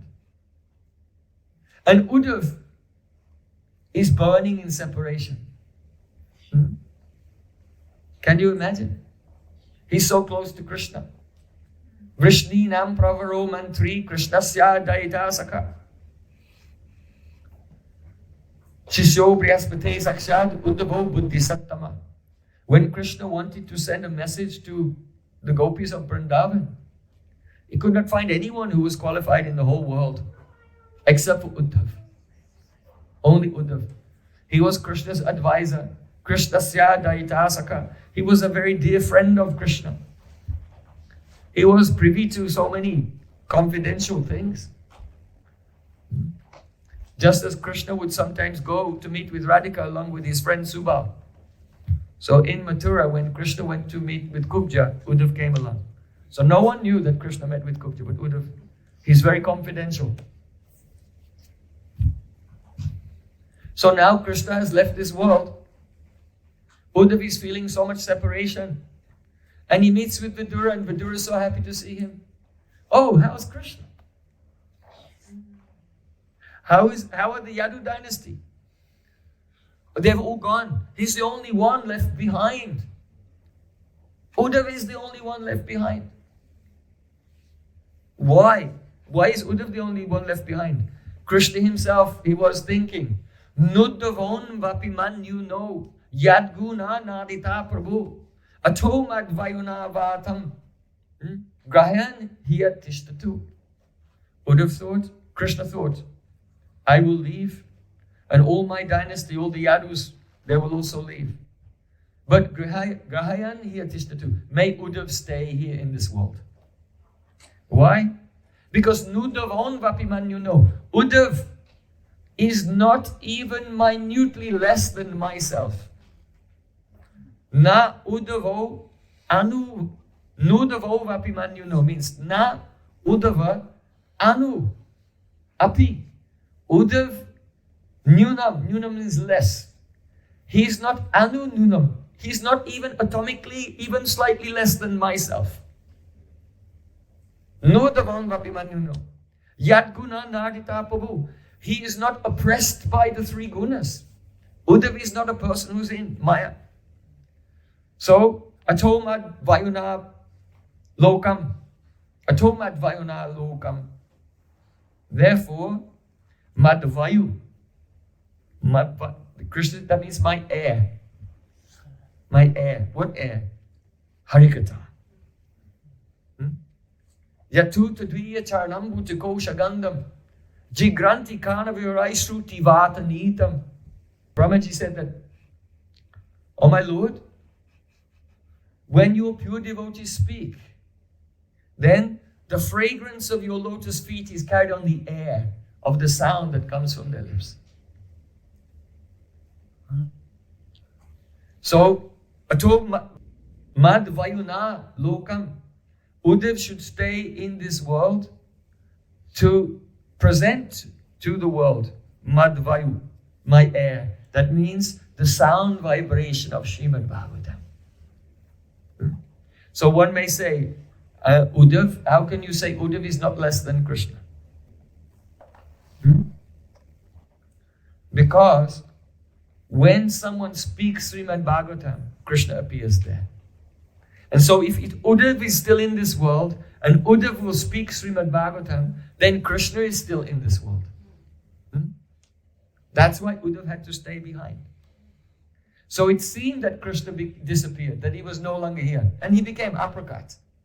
But Krishna remained in the form of Bhagavad Katha. But only that Bhagavata spoken by a qualified person who has realization, like Uddhav. So, all the Yadus have gone, all of Uddhav's family and all his associates and Krishna, they've all gone. And now Vidura is asking him, oh, how is Krishna and the Yadus? So Shukadeva Goswami said, Shanakair Bhagaval Lokan Nilokam Puna Agata Vimridja Netre Viduran Pritya Uddhava Utsmayan. The meaning is, Shanakair means gradually, Bhagaval Lokan, from the abode of the Supreme Lord, Nilokam Puna Agata, Uddhav came back to the world of human beings. In other words, when Vidura asked that question, oh, how is Krishna? Then Uddhav went into trance. He felt so much separation, he lost external consciousness. And in his fire of separation, he lost external consciousness and he found himself, Bhagavaloka, in the planet of Krishna. And he was with Krishna. So Uddhav was in a trance. And Vidura was just waiting. Then Shanakair means gradually, Mibridja Netra Viduran. Then Uddhav wiped his eyes. He wiped the tears from his eyes. Pritya Uddhava Utsmayam. And with great affection, Uddhav spoke to Vidura. And Uddhav was smiling. Why was he smiling? And why was he speaking with great affection? Because when Uddhav went to the eternal Dwarka in the spiritual world and saw Krishna there, after some time Krishna said, hey Uddhav, Vidura has asked you a question. You should answer his question. And so because Krishna told him to reply to Vidura, therefore Uddhav opened his eyes and looked at Vidura and he was in ecstasy. Because, oh, Krishna is remembering, he told me to speak to you. And so he's wiping his tears and smiling and speaking to Vidura. This is the Bhagavat Guru Parampara. Understand? Third canto is describing the Bhagavat Guru Parampara. From Sankarshan to the Kumaras, Sanat Kumar, to Sankayan, to the Brihaspati or Parashara to Maitreya, to Vidura, or from the Brihaspati to Uddhav. This is the Bhagavat Guru Parampara. So there's nothing lacking in this Parampara because it is the current of Prem. The current of Prem and the current of realization is flowing there. So, just to conclude, today we are discussing Guru-tattva and the two possible lines, the Pancharatrik Diksha Guru Parampara and the Bhagavat Guru Parampara where Shiksha is coming. But we cannot just say it's Shiksha. Why? Because, let's say if there's a Diksha line, the Diksha Guru, he may not be realized. So, if the Guru is not realized, then his mantra is like blank. You know, if there's a race in the Olympics, everyone gets on the starting, and then the starting person comes with a gun and shoots. But this gun cannot shoot anyone because it's not a real bullet. It makes a sound, but it has no effect. So if the Guru is not realized, then their words make a sound, but it will not produce the effect. If there are anarthas, attachments and ignorance, then it will just give anarthas and attachments and ignorance to those who are listening. So, in the Guru Parampara, if Diksha Guru does not have realization, then even though the Parampara is going on as a formality, but really, Yoga Nashta Parantarapa, the actual line is broken.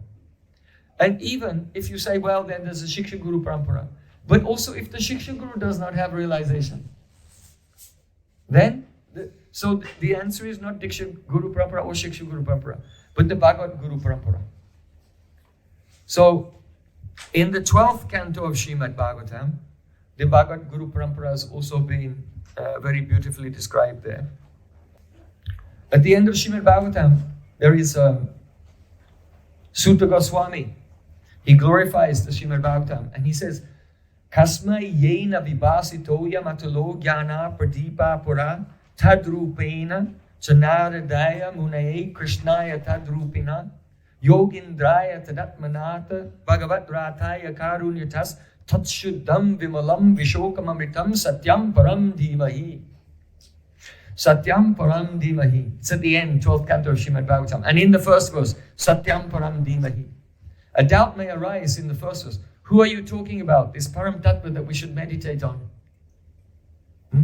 But in the end, it's made very clear. Kasma yena vibhasitoyam. That person is the supreme truth who enlightened Lord Brahma at the beginning of time. So that is Krishna. Kasma yena vibhasitoyam atulam jnana pradipa pura. In the past, see Krishna himself, he spoke this Srimad Bhagavatam, he manifested this eternal Srimad Bhagavatam to Lord Brahma. Then, Tadrupena Chanaradaya. Then Brahma gave this Srimad Bhagavatam to Narad. But something special is mentioned here. Tadrupena means in the form of Brahma, Krishna gave this Bhagavatam to Narad. In other words, Krishna took the form of Lord Brahma and then Krishna gave the Bhagavatam to Narad. So Tadrupena Chanaradaya Munaye Krishnaya Tadrupinas. And then Munaye Krishnaya Tadrupinas. Then Narad, he gave to Shukadev Goswami. Sorry, to Vyasadeva. He gave to Vyasadeva. But Tadrupina means no. Krishna, who had taken the form of Narad, now took the form. Krishna had taken the form of Brahma, that took the form of Narad, and then Narad took the form of Vyas, and then Vyas gave to Shukadev Goswami. But it was Krishna in the form of Vyas who gave to Shukadev Goswami. Then Yogindraya Tadatmana. Yogindraya means Shukadev Goswami, the king of yogis. Then Krishna entered into Shukadev Goswami, Tadatmanata, Bhagavat Rataya Karunditas, and it was Krishna himself who instructed Parikshit Maharaj in Srimad Bhagavatam. So the Srila Jiva Goswami Pad said, here has been presented the Bhagavat Guru Mahatmya. What is the Mahatmya? The glory of the Bhagavat Guru. The glory of the Bhagavat Guru is Sakshataritvaina Samasta Shastri. That see Krishna himself enters into the Bhagavat Guru and only Krishna himself reveals Srimad Bhagavatam in each generation. This is the Bhagavat Guru Parampara. So that is described in Paramatma Sandarbha. So we have given evidence from the Bhagavatam itself, from Tattva Sandarbha, from Bhakti Sandarbha, from Paramatma Sandarbha. Is there any doubt that there's such a thing as the Bhagavat Guru Parampara? So how great is Prabhupada, Srila Bhaktisiddhanta Thakur? All of these things.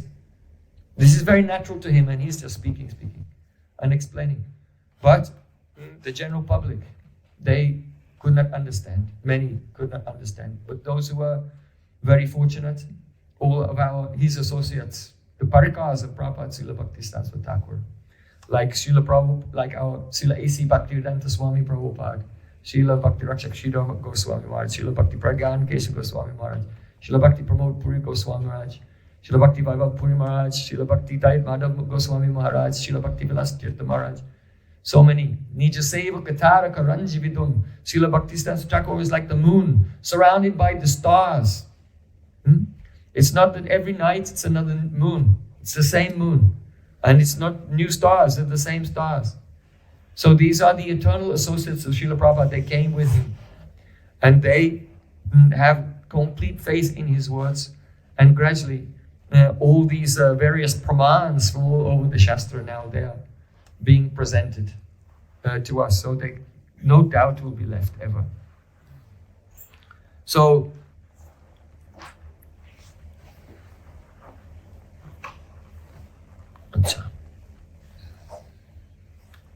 I want to conclude by telling one pastime that Srila Bhakti Thakur used to say,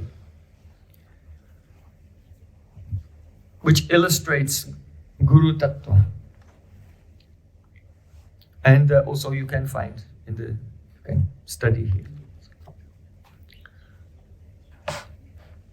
In ancient times, there was a king. His name was Janasruti Maharaj. Janasruti Maharaj was very wealthy and he was very generous. And he was a Dharmavir, he was a Danavir, he was a hero of charity. He was a hero of Dharma. And so he opened kitchens all over the world because he wanted to feed everyone. And he was feeling very good about his services to society. So he was the epitome of generosity, he was the epitome of charity. And one day some sages saw him, some rishis. And those rishis thought, oh, how can we bring about his good fortune? So they made a plan. It was summertime. And in the summer it's hot, so the king, he likes to go up onto the balcony, the terrace of his palace and sleep under the moon at night. So he was resting outside under the moon. And those sages, by their mystic power, they took the form of swans. And the swans were flying in the sky above the palace of Janasruti Maharaj. So as they were flying along, the swan at the back said to the swan at the front, "Be careful, because down there is one Maharaj, Janasruti Maharaj. And from his dharma, from his good activities, he's become so effulgent that his effulgence is spreading up to the sky.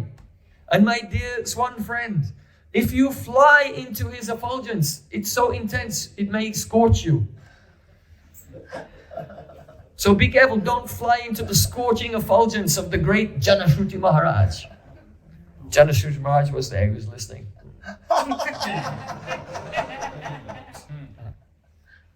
So then, the swan that was in the front, he said, "Who is this person you're talking about, this effulgent person?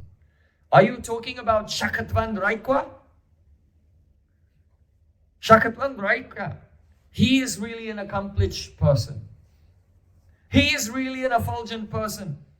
Whatever is worthwhile to be known is known by him. And whatever is to be attained in life has been attained by him.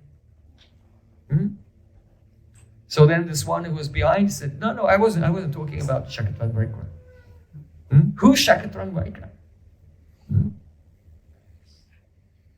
So then the first one, he told him, yes, Shakatvan Raikwa. Shakatvan means one who owns a cart. Shakat, a shakat. He knows everything which is to be known. He has achieved everything that is to be achieved. He is really an effulgent person. This is just an introduction to his personality. And the swans flew off. Then the king was deflated.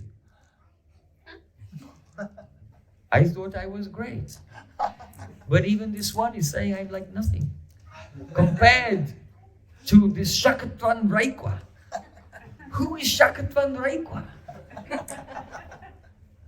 And he was the king now, because he was so chuffed with himself, that he was serving everyone, distributing food to everyone.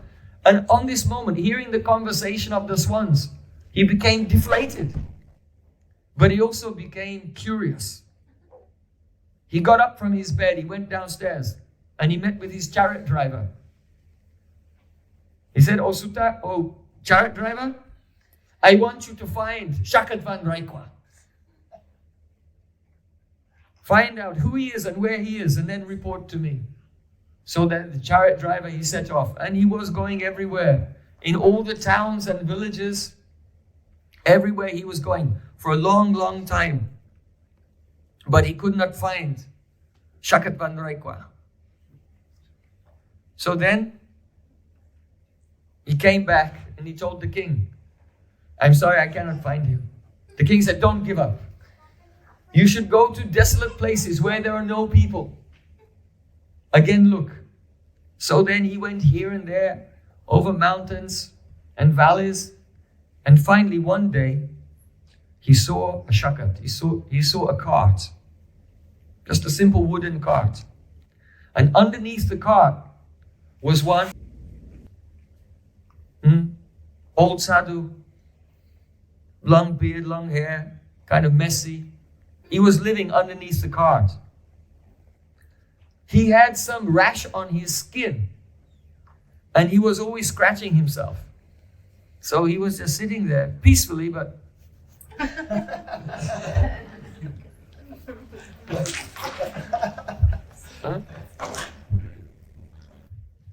that charioteer came. So there's a shakat, there's a cart, and he's living underneath. He said, "Are you Shakatvan Raikwa?" So then that sage said, "Yes." Then the charioteer quickly got on his chariot and went back. He went back to the king and announced, "Your Majesty, Janasruti Maharaj, I have found Shakatvan Raikwa. Please come." So then Janasruti, he thought, I have to get his mercy somehow or other. What does he know that I don't know? What has he achieved that I have not achieved? So then the king, he got together 600 cows and a golden chariot and a beautiful jeweled necklace. And he set off with all of these treasures and he traveled to that far away secluded place. And he came before the sage Shakatvan Raikwa Rishi. And he offered all of these things to him. "Please take these 600 cows, take this golden chariot, please accept this jeweled necklace, and please tell me, what God are you worshipping? Teach me something about your Ishvara, your God." So now, Shakatvan Raikwa just looked up.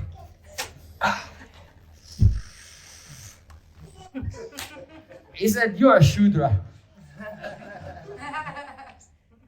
You're a Shudra. That means, a king is a Kshatriya from the royal family. So then the next caste down, they're the Vaishyas, the businessmen, merchants, and farmers. And then the lowest caste, they're the laborers. And so it's they're tamasic, they're in the mode of ignorance. That is prominent in them. So he said, "You are a Sudra." Why? Because you're overwhelmed by lamentation. He was still feeling sore. That when he'd been glorified, and then afterwards said, "Oh well, he's not so important really. There's a person much more qualified than him." Hearing someone else's glory, he became dismayed. And that lamentation was still in his heart. So Shakatvan Raikwa said, "You are a Sudra. You are overwhelmed by lamentation. So you can keep your cows, you can keep your chariot, you can keep your necklace. I don't want it." You can imagine if someone came to you with gold and jewels and millions of dollars worth of goods and offered them to you, "Please accept this," then you'd probably be quite polite, right? Would you be polite? A bit diplomatic. But you see, Shakatvan Rishi, he's not in Maya. He cannot be bored. He has no attachment in this world at all. He said, you are a Sudra, I don't want any of your things, go. So then the king, he returned to his palace, and then he thought for some time, and then he set off again. This time with 1,000 cows. And a golden chariot, and a necklace, and just to sweeten the deal, his beautiful virgin daughter as well. So then he came, and he bowed down to Raika Muni, and he said, kindly accept all these 1,000 cows, this golden chariot, this necklace, and please accept my daughter's hand in marriage, and this village, this whole area, I will also give to you. So then Raika Rishi said, you are Sudra. Sudra comes from the word shok. Shok means lamentation. Someone who laments unnecessarily. So actually, all lamentation is unnecessary. Right? There's no such thing as someone who just laments necessarily. All lamentation is unnecessary. Because lamentation and complaining comes from the mode of ignorance. Supreme Lord is everywhere. He is a Paramatma in the heart of everyone and in every atom. And the universe is going on according with His will. If we think that something bad has ever happened in the past, in the present, or will happen in the future, means that we become overwhelmed by the dvandva, dualities of mature existence. And therefore, then we may lament, but this lamentation is due to the mode of ignorance, being in Maya. So he said, you are a Sudra. You think that you can receive instructions and receive knowledge from Guru only by giving some worldly things, some gifts, by giving a dakshina, by giving pranami. You think that you can get knowledge without serving. Not possible. Without serving and pleasing Guru. And then the anugraha, the prasad, the mercy comes. And then transcendental knowledge can appear. Tadvidhi pranipatena pariprashnena sevaya upareksanti te ganam ganinas tatvadashina. Krishna said in Gita, 3 things have to be there. Pranipat vritti. That means, vritti means the waves of thoughts in our mind, our chitta vritti. So we should have pranipat vritti. That means not just to fall down and pay obeisances. It means that our entire consciousness remains in a state of prostration 24 hours a day. We always remain in the spirit of prostration before our divine acharyas. That is called pranipat vritti. Only that consciousness is there. Pariprashnena. Pariprashnena means to ask questions. The pariprashna vritti. To ask question means not only to ask questions, but to do sadhana. Sadhana is the question. Kaha mora pranonato. Oh, where is the Lord of my heart, Krishna? Our sadhana is Atata Brahma Jigyasa. So where are you? Where is the Supreme Truth, Sri Krishna? All of our hearing, chanting, remembering is the question. Where are you? How can I serve you? How can I please you? When will you accept me? So the Prashna vritti, submissive inquiry, and sevaya, the seva vritti. Only these 3 vrittis should be in the mind. The prostration, the inquiry for the truth, and service. And when the mind only has these 3 vrittis and no other vritti, then upadekshyanti te jnanam jnaninas tatvadashinaha. Then one can receive the upadesh, divine instruction and realization. Jnaninas tatvadashina, because those who are tattvadarshi, those who have the darshan, who can see reality, they can also bless us to see that reality, Shri Krishna also. So Raika Rishi chastised him. You are a Sudra, you are lamenting, and you think that you can get transcendental knowledge by donating perishable things of this world. So then, the Janasruti Maharaj, he just gave pranam and sat very humbly at the feet of Raika Rishi. And then Raika Rishi instructed him. Now a question comes, why did he instruct him? It's very profound. The first thing is that Raikra Muni was testing Janasruti Maharaj. It's very difficult in this world if a person has education, if they have wealth, if they have position. They cannot accept any rebuke. They cannot accept any chastisement. Dinera adhik doi kari Bhagavan, Kulina pandit dhani para abhiman. Chaitanya Mahaprabhu said that Krishna is most merciful to the humble persons. But if one is a kulin, that means he has aristocratic birth. Panditya, if one is very learned, has very high education, or dhani, one is very wealthy, then gradually, generally, along with those things comes a very big ego, big pride, and so mercy will not come. But even though he was a king, he was a ruler of the world, but he was chastised. You are a Sudra. But he did not argue, he did not quarrel, he did not try to defend himself. He accepted the chastisement of Sri Guru. And because he humbly accepted the chastisement and the discipline of Sri Guru, then Raikavishri could understand that he was sincere. This is one thing. Another thing is that Janasruti Maharaj, he never tried to measure his Guru by the adhyakshik jnana,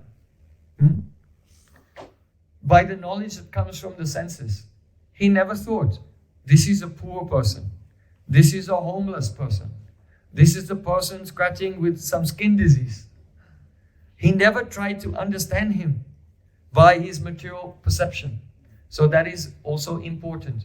One must not have prakrita buddhi, material conception towards Sri Guru. Only conception towards Sri Guru is Yadyapi Amara Guru Chaitanya Das Tatapi Jani Ami Tahara Prakash. Although I know my Gurudev is Chaitanya Das, is the servant of Chaitanya Mahaprabhu, but at the same time, I see him as one manifestation of Chaitanya Mahaprabhu. So two visions have to be there. When we see Sri Guru, then even though we have not realized, if we do not realize, then we superimpose. Yes, I understand my Guru is a sadhu, he's a saint, he's servant of Krishna. But at the same time, the form of Guru is one form of Krishna, who has come before me to guide me. Because Jive Sakshat Nahi Tati Guru Chaitya Rupe, Shiksha Guru Hoy Krishna Mahanta Surupe. Krishnadas Kaviraj Goswami Pad said, the conditioned soul, even though Krishna is the Guru, Chaitya Guru living in his heart, but he cannot hear him. He cannot perceive him. And therefore that Chaitya Guru living in the heart comes outside in the form of Mahant, in the form of a great devotee. So it's Krishna in my heart who has come before me in the form of a Vaishnava, and he is instructing me how to cross over all obstacles and attain his lotus feet and his eternal service in Goloka Vrindavan. So Vishnu Thakur said, one must not think that Sri Guru is one learned sage. He's like a rishi who knows so much Shastra. One should not even think Sri Guru is like one avatar of Vishnu or avatar of the Supreme Lord. One should think he is directly the form of Krishna. Sakshat Haritvaina Asamasta Shastra. And also a saint. So both visions at the same time. That Krishna himself of Braja has appeared in this special form to bring me to his lotus feet. Otherwise, if that vision is compromised in any way, then the disciple, he cannot make one step of progress on the spiritual path. Just like a person whose spine is healthy, they can run and quickly go to their destination. But if a person has an injury, a spinal injury, they become paralyzed and cannot move. So when the Shraddha, the Nishta, Guru Nishta is there, a soul can progress very quickly on spiritual life. But if there is some sangshay, sangsarva vinashati, if there's any doubt, that means the Guru Nishta is injured in any way, then the person becomes paralyzed in spiritual life. And they cannot make one step. Everything is heavy. Japamala is heavy. Bhagavatam is heavy. It's all very hard to pick up. The body is heavy in the kirtan. Very hard to dance. But when Guru Nishta is there, everything is light. Just like dust is very light and the wind goes up in the air.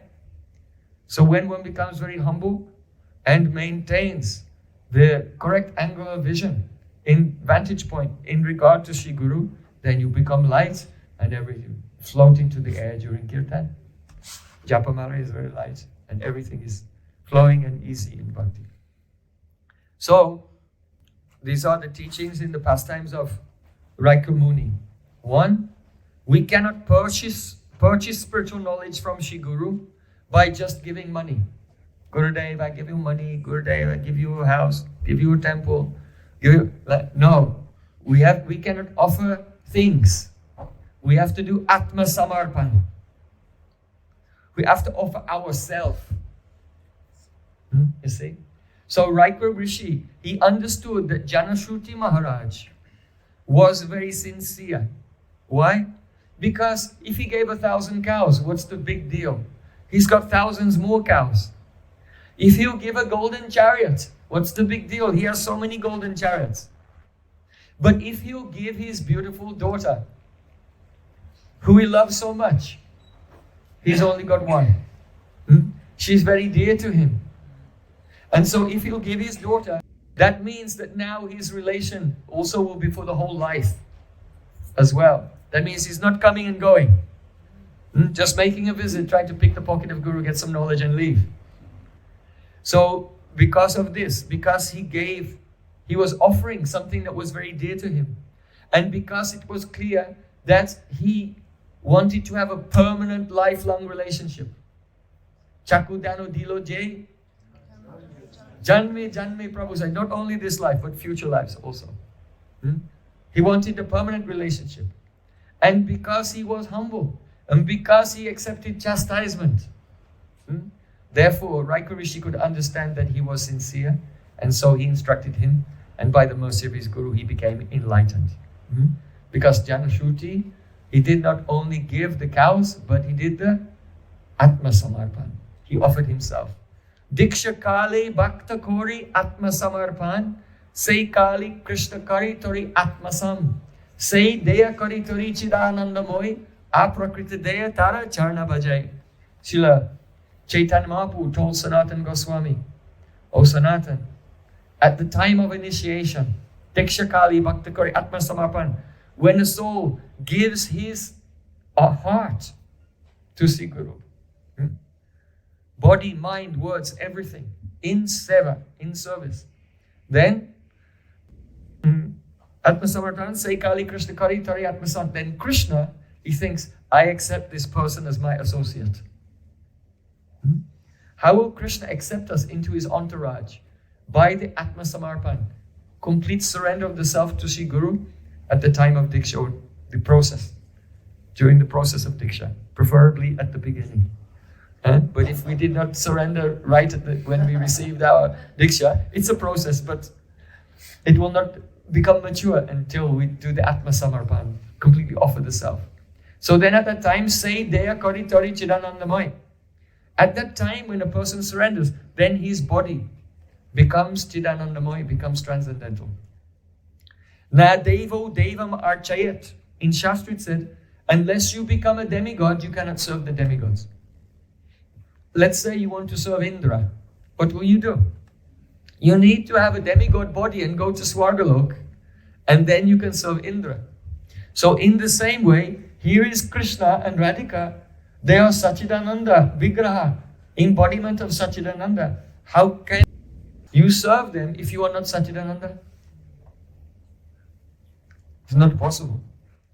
Therefore, by the process of Diksha, by the process of Diksha mantra, when the disciple surrenders, then imperceivably to the general people of the world, he becomes Sachidananda, and by the Sachidananda form, Tara Charna Bhajai, he can serve the lotus feet of the deity. This is why no one can do the deity seva without Diksha. Because the Diksha makes us qualified. Guru's mercy makes us qualified to actually serve, not stone, serve Krishna. Pratimana hitumi sakshat prajandananam. You are not a deity. You are directly the son of Nanda Maharaj and the daughter of Prishupanu Maharaj. So, because Janasruti, he did the Atma Samarpan, he was accepted by Rishi, or he became transformed and transcendental, and then he could engage in pure bhakti. So, this is, we have tried to just discuss today this important topic. It should never be overlooked. It should be deliberated upon profoundly every day. Guru-tattva. Srila Bhaktisiddhanta Thakur, he used to say, that day I forget Gurudev, the service of Gurudev. No, that hour. No, that minute. No, that second. No, that fraction of a second.